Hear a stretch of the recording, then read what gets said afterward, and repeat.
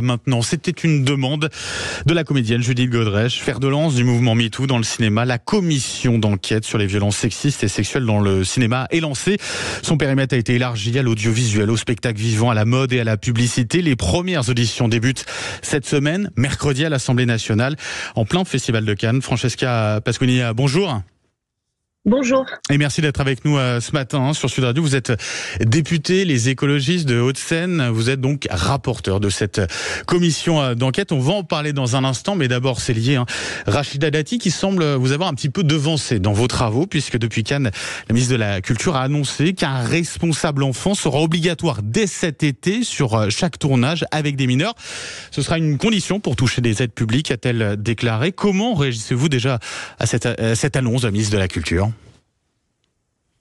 Écoutez, c'est une bonne chose. Ça veut dire que déjà, une des demandes qui avait été formulée par Judith Godrèche a été entendue. J'ai lu effectivement cette information dans les médias. Maintenant, il va falloir voir comment elle va se décliner, si elle répond exactement aux attentes et aux besoins. Mais c'est effectivement déjà un bon début. Est-ce que c'était le moment et le lieu pour faire une telle annonce ? Selon vous? Écoutez, j'ai envie de dire que c'est une chose importante. Ce qui avait été relevé par Judith Godrèche, c'est qu'effectivement les enfants, les mineurs qui participent à des tournages ne sont pas accompagnés sur ces tournages, ce qui pouvait laisser la place à certaines dérives, comme on a pu le voir sur le casting du film de CE2 de Jacques Doyon dont on a beaucoup parlé. Donc, est-ce qu'il y a un endroit, est-ce qu'il y a un moment pour annoncer des mesures qui sont importantes? Moi, j'ai envie de vous dire que peu importe l'endroit et peu importe le moment, effectivement, l'annoncer au Festival de Cannes, ça a quand même une certaine résonance et une symbolique. Mais en tout cas, c'est quelque chose de positif. En tout cas, ce responsable, justement, enfant, c'est ce que demandait Judith Godrèche. Elle demandait à ce qu'il soit finalement indépendant, neutre, c'est-à-dire non payé par la production du film en question. Comment on peut financer alors ces responsables enfants ? Parce que c'est toute la question aussi. Ça, c'était de toute façon un point sur lequel la commission d'enquête allait se pencher. Vous l'avez dit tout à l'heure, nos auditions vont commencer le 22 mai. Donc moi, j'attends de savoir aussi derrière cette annonce, qu'est-ce qu'il y a exactement, à partir notamment de quel moment sera présent ce responsable pour les mineurs, parce qu'il est important qu'il puisse être présent dès le moment du casting et jusqu'à la fin du tournage. Il est aussi important que ces enfants soient accompagnés au retour vers la réalité, j'ai envie de dire, parce que même si sur un tournage tout se passe bien pour les enfants, le retour à la réalité peut parfois être complexe. Donc, moi, j'ai envie de savoir quel va être le périmètre de ce qui est imaginé et annoncé par la ministre Rachida Dati. Et puis, la commission d'enquête va également se pencher sur cette question. Donc, nos travaux, vous l'avez dit, commencent mercredi prochain et on verra si ce qui a été annoncé par la ministre correspond exactement à ce que sont les besoins. Sinon, on formulera aussi des ajouts ou une solution différente. Ça veut dire que la ministre de la Culture, Rachida Dati, pourrait être auditionnée par votre commission d'enquête ? Oui, alors là, je ne m'avance pas sur les auditions qu'on fera pendant quasiment 6 mois, puisque cette commission d'enquête va travailler pendant 6 mois. Mais effectivement, il faudrait aussi que la ministre puisse être auditionnée et peut-être pas qu'elle ne soit pas la seule ministre auditionnée d'ici la fin de nos travaux. On va parler de ces auditions à venir, puisqu'on a déjà quelques noms, effectivement, de personnes que vous allez auditionner pour commencer cette semaine. Un mot déjà sur ce que vous attendez, vous, de cette commission d'enquête. Déjà faire un état des lieux, finalement, de ces violences sexistes et sexuelles dans le cinéma, mais pas seulement, je le disais, dans ces autres milieux où le périmètre de cette commission d'enquête a été élargi. Oui, le périmètre a été largement élargi et il a aussi été élargi au niveau des écoles qui préparent à ces métiers. Et quand on parle de violence, dans l'intitulé de notre commission d'enquête, il n'y a pas que les violences sexistes et sexuelles, mais il y a aussi les violences psychologiques, les violences verbales.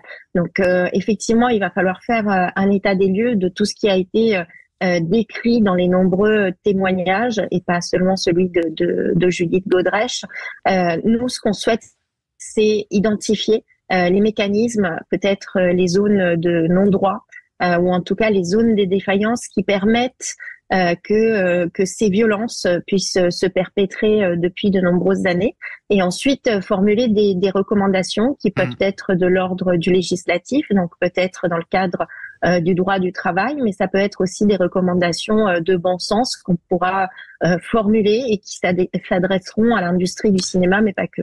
Vous-même, Francesca Pasconi, vous avez déjà des mesures concrètes en tête que vous voudriez proposer dans le cadre de cette commission d'enquête ?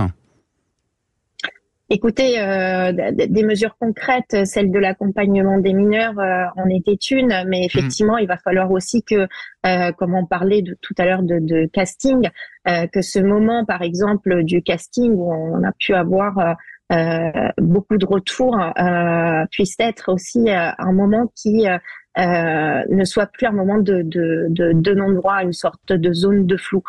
Parce que si vous voulez, jusqu'à présent, quand vous passez un casting, vous n'avez pas encore signé de contrat avec une production, donc il va falloir aussi que ce casting puisse être réglementé.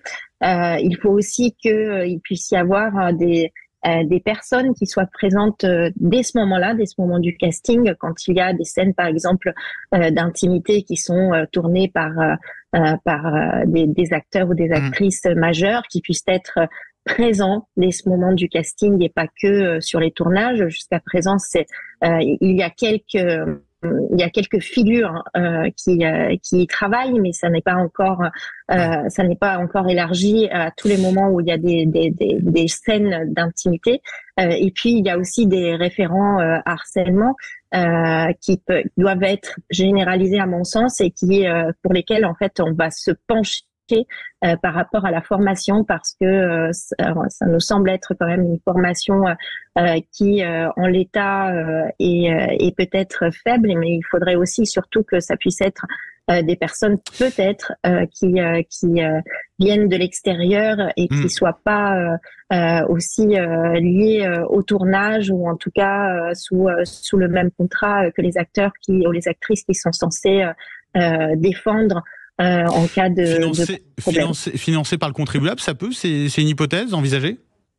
C'est responsable? Vous savez, nos auditions n'ont pas encore commencé. Donc là, pour l'instant, moi, je vous donne différents points qui en tout cas, ont pu être mis en lumière à travers tous les articles qu'on a lus. Après, sur les questions de financement, moi, je ne peux pas m'avancer à ce stade, puisqu'on commence les auditions mercredi prochain. Mais je vous mets en lumière certains points, en tout cas, qui nous interpellent. Il pourra y en avoir d'autres lors de ces auditions qui vont durer jusqu'au mois de septembre. Et au fur et à mesure, on pourra les identifier, et puis aussi décider s'il y a des auditions supplémentaires qu'on n'a pas encore envisagées en ce moment et qui nous semblent nécessaires, et on les fera. Oui, parce qu'il y a le travail de la commission à venir, bien évidemment, mais il y a aussi éventuellement vos convictions personnelles à ce sujet, Francesca Pasconi. Sur, justement, vous en avez parlé, ces auditions. Pour l'instant, dans le cadre de ces auditions, sont prévues d'entendre des responsables de collectifs MeToo Théâtre, MeToo Média, également d'entendre des victimes, également effectivement de ces violences. Est-ce que vous avez prévu aussi, pour l'instant ce n'est pas le cas, d'entendre des réalisateurs ou des comédiens qui sont pointés du doigt pour leur comportement? Je pense notamment à des Gérard Depardieu, Benoît Jacot, Jacques Doyon. Vous ne fermez pas la porte à d'éventuelles auditions à ce niveau-là? On ne ferme la porte à rien du tout. Cette commission d'enquête, elle devra être utile. Et c'est ça notre but. C'est-à-dire qu'il nous semble tout à important d'écouter des victimes. Et puis les victimes vont elles aussi nous aider à pointer du doigt des dysfonctionnements. Et ces victimes ne sont pas forcément des acteurs et des actrices, mais ça peut être aussi des techniciennes qui travaillent sur les plateaux. Donc on ne ferme la porte absolument à rien du tout. La commission d'enquête, quand elle va auditionner, elle convoque. Donc on sera obligé de se rendre aux éditions de la commission d'enquête. Également, quand on témoigne dans une commission d'enquête, on prête serment. Donc on est tenu de dire la vérité. Et donc toutes les auditions, je le souligne, celles qui nous sembleront utiles, on les fera. Et ça pourra être aussi des auditions de réalisateurs qui ont été inquiétés jusqu'à présent.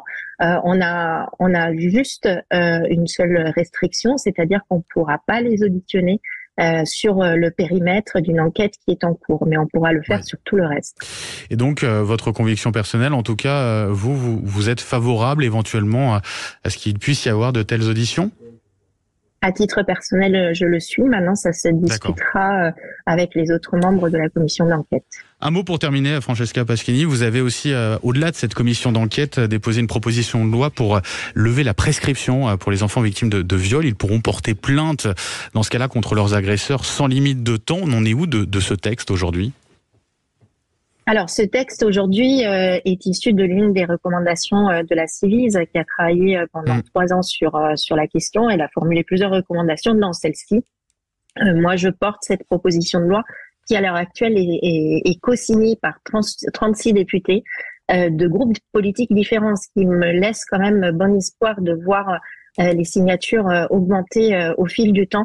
Et c'est une mesure nécessaire parce que jusqu'à présent, il y a une prescription glissante, mais quand la prescription glissante n'est pas activée, c'est-à-dire quand il y a un seul agresseur, cette prescription dure jusqu'à 30 ans. Donc, c'est-à-dire que quand on a été victime d'agression sexuelle mineure, on a jusqu'à 48 ans, pour pouvoir déposer plainte. Et vous savez qu'il y a des périodes d'amnésie traumatique auprès des victimes, que chacun d'entre nous n'est pas prêt à porter plainte au même moment, et que donc il nous semble une mesure essentielle d'ériger ces crimes à hauteur de ce que sont jusqu'à présent dans le droit français les crimes contre l'humanité, qui sont les seuls qui ne sont pas prescriptibles.